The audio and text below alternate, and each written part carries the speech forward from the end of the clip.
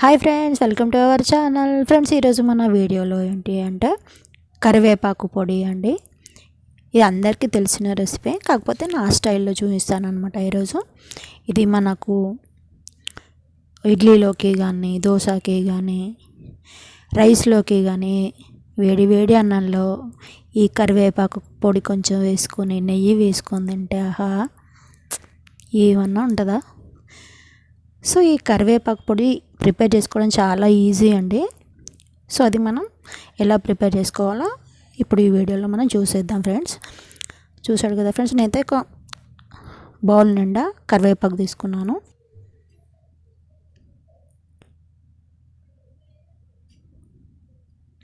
So next ఏంటంటే 10 నుండి 12 ఎండు మిరపకాయలు అండి. కారం లైట్గా ఉంటేనే బాగుంటుంది. దాంట్లో ఒక 2 స్పూన్లు శనగపప్పు, 2 స్పూన్లు మినప్పప్పు, ఓ 2 టేబుల్ స్పూన్స్ ధనియాలు అండి. ధనియాలు కొంచెం ఎక్కువ ఉండాలి మనకి. 2 టీ స్పూన్స్ జీలకర్ర, కొన్ని వెల్లుల్లి రెబ్బలు అండి. నేనైతే ఒక ఎల్లిగడ్డ మొత్తం వేసి పొట్టు తీసి పెట్టాను అనమాట. ఒక పెద్ద నిమ్మకాయ సైజులో చింతపండు, సరిపడా ఆయిల్. సరిపడా అంటే మనకు 3 టీ స్పూన్స్ అలా సరిపోతుందండి, అంత ఎక్కువ ఏమి ఉండదు.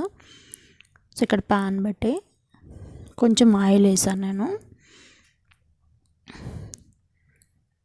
సో ముందుగా మనం కరివేపాకు ఫ్రై చేసుకోవాలన్నమాట.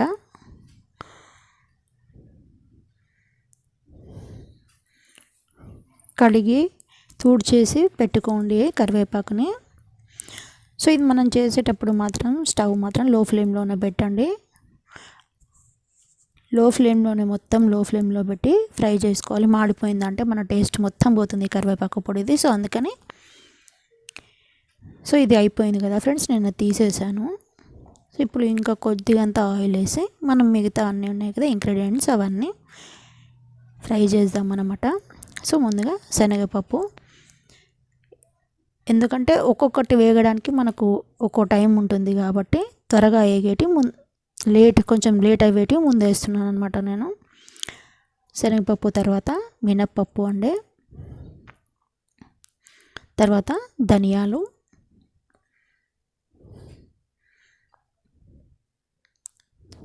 నెక్స్ట్ వచ్చేసి మనకి ఎండు మిరపకాయలు అండి. దాని టైంని బట్టి అవి రోస్ట్ అవుతూ ఉంటాయి అన్నమాట. అందుకే ఒకదాని తర్వాత ఒకటి చెప్పినట్లు ఇలాగే వేయండి, మీరు కూడా మాడకుండా ఉంటాయి అన్నమాట. సో ఇక్కడ వెల్లుల్లి రెబ్బలు అండి. మన స్టవ్ మాత్రం లో ఫ్లేమ్లోనే ఉంది ఫ్రెండ్స్, అది మర్చిపోకండి. లో ఫ్లేమ్లో పెట్టి నేను అన్నీ ఫ్రై చేస్తున్నాను. సో నెక్స్ట్ వచ్చేసి జీలకర్ర అండి. జీలకర్ర తొందరగా ఫ్రై అయిపోతుంది మనకి, అందుకే చివరిన వేసాను అనమాట. సో అన్నీ మంచిగా బాగా ఫ్రై అయ్యాయి, కానీ ఎక్కడ మాడలేదు చూడండి మనకి.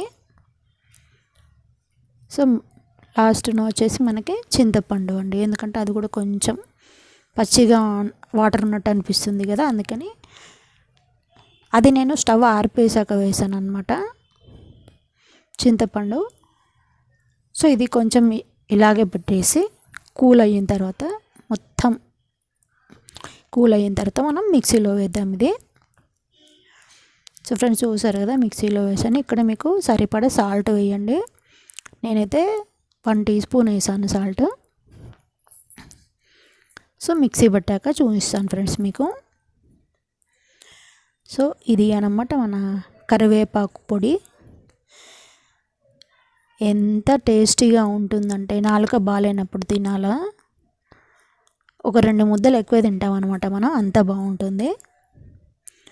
సో ఫ్రెండ్స్ మీరు ప్రిపేర్ చేయండి, ఎంజాయ్ చేయండి. సో ఫ్రెండ్స్ వీడియో నచ్చితే లైక్ చేయండి, షేర్ చేయండి, కామెంట్ చేయండి, సబ్స్క్రైబ్ చేయడం మాత్రం మర్చిపోకండి ఫ్రెండ్స్.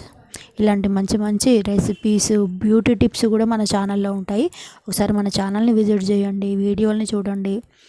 నచ్చితే ఛానల్ని సబ్స్క్రైబ్ చేయడం మాత్రం మర్చిపోకండి friends. Thanks for watching friends. Next వీడియోలో కలుద్దాం.